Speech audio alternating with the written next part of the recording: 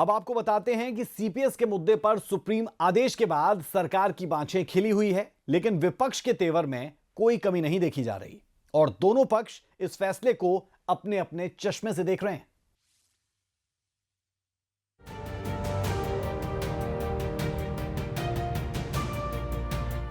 देश की सुप्रीम अदालत से सीपीएस के मुद्दे पर हिमाचल सरकार को थोड़ी राहत जरूर मिल गई है।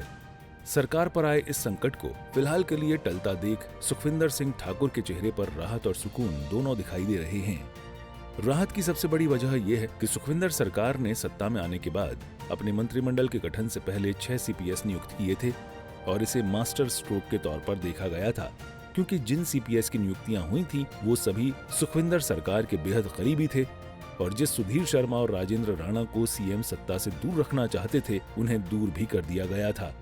मुद्दा तो विपक्ष ऐसे बनाता है, कभी पता नहीं टॉयलेट टैक्स बोल देता है, कभी बोलता समोसा कहीं गैप हो गया, कई बार मुद्दे बचकाना हो जाते हैं, तो उनको इन चीज़ों से बचना चाहिए। देश हित की बात सर्वोपरि, प्रदेश हित की बात सर्वोपरि होती है और इस प्रकार के मीडिया चैनल भी बहुत चलाते हैं, तो ये सब चीज़ों को आपको भी ध्यान रखना चाहिए। सर, एक महत्वपूर्ण सवाल, हिमाचल भवन काफ़ी लोकप्रिय है और काफ़ी लोग पसंद करते हैं, दूर दराज से आते हैं, वहाँ का स्वादिष्ट व्यंजन भी चखते हैं। क्या सुरक्षित है हिमाचल भवन? नहीं, ये तो सुरक्षित ही है, इसमें क्या हुआ?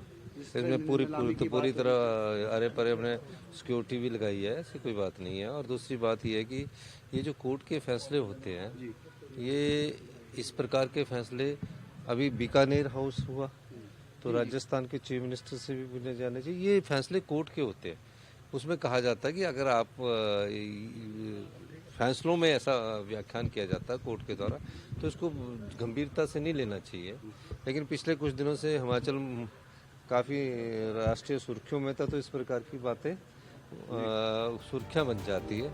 हिमाचल के मुख्यमंत्री सुखविंदर सिंह ठाकुर भले विपक्ष को नसीहत दे रहे हों और ऐसे मुद्दों पर राजनीति नहीं करने की सलाह दे रहे हों, लेकिन बीजेपी के तेवर में कोई कमी नहीं है।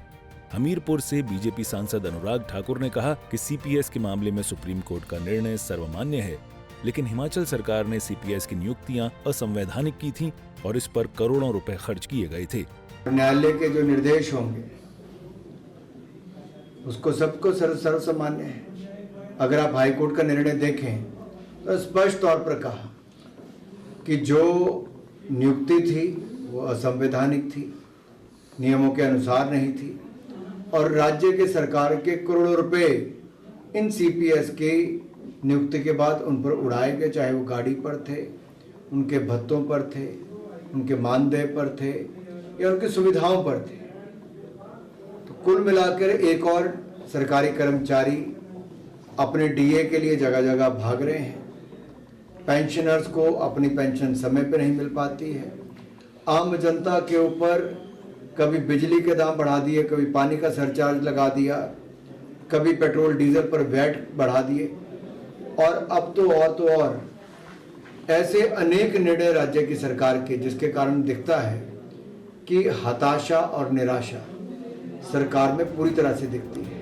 सीपीएस के मुद्दे पर इस राजनीतिक वार पलटवार के बीच सुखविंदर ठाकुर अपना मतलब साधने में सफल रहे हैं।